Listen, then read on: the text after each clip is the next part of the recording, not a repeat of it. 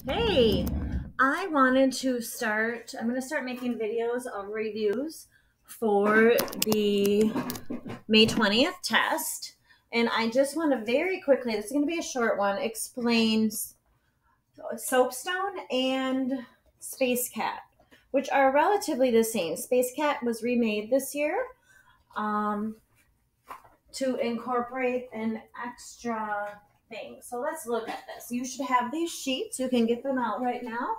So soapstone is speaker, who wrote it, occasion, time and place it was written, because that's going to go with what motivated the writer to write it.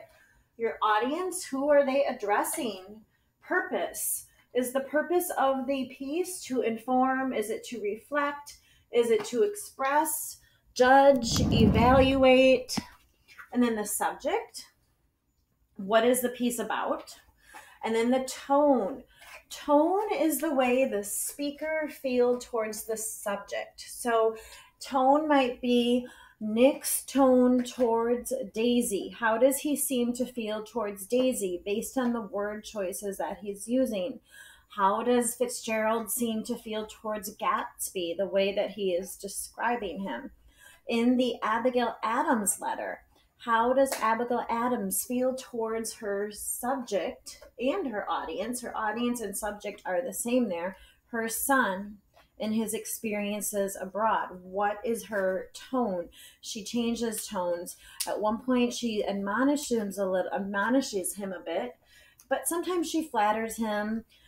Sometimes she shows motherly love throughout that letter, and so forth. So here's Soapstone.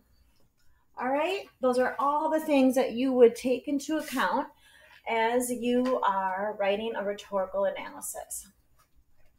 So it was sort of redone this year because they changed it to SPACECAT on us.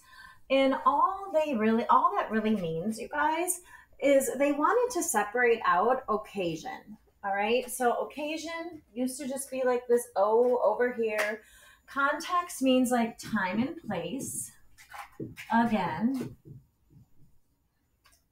And exigence has to do with what is going on with the speaker. I like to think of exigence as like the inside of the speaker, like their heart and their mind. What made them write that piece or speak to that audience that way? But otherwise, it's the same. Speaker, their purpose again. Are they informing? Are they reflecting? Are they evaluating? Audience. Context, exigence, we have our space, and then cat is your choices, your appeals, and your tone. Or I should be saying the author's choices, appeals, and tone. Okay, so over here,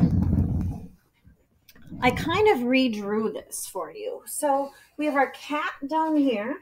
Choices has to do with diction. What do you notice about the words? What do you notice about syntax?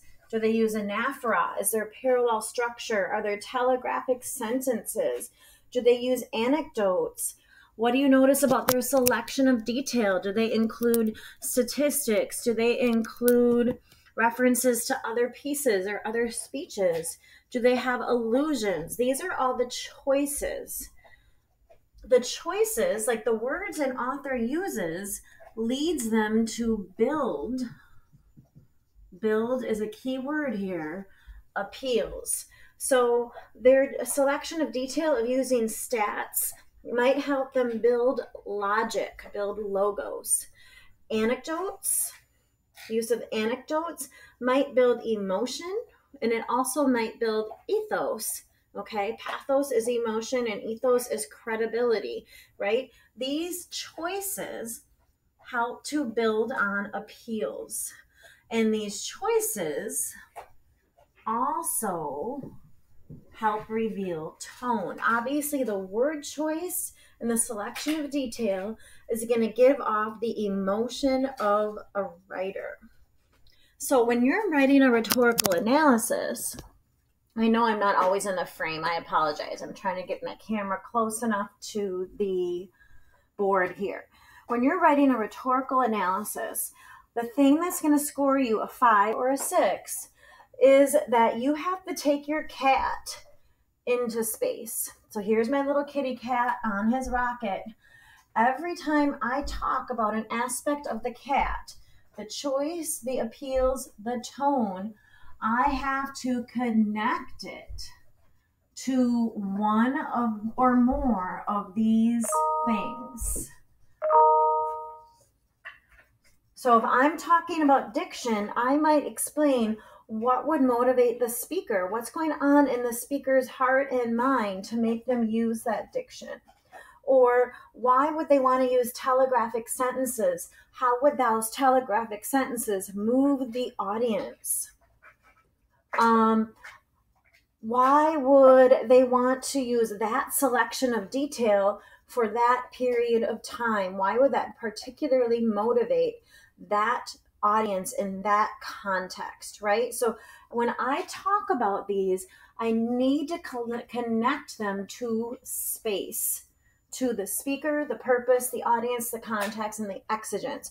Obviously, you don't want to do that with everything. I don't want to connect diction, one word, to all of these things. Okay, that would be crazy. But in your body paragraphs, you're going to talk about one or two of these things and how these choices, the C is the choices, the author's rhetorical choices, how they help reveal something about the speaker, purpose, audience, context, or exigence. So there's going to be various examples in Canvas. You are welcome to start working on those, and the more you do it, if you want to get them to me, I'd be happy to give you feedback on that. But I just wanted to review like the general premise of what's involved in a good rhetorical analysis.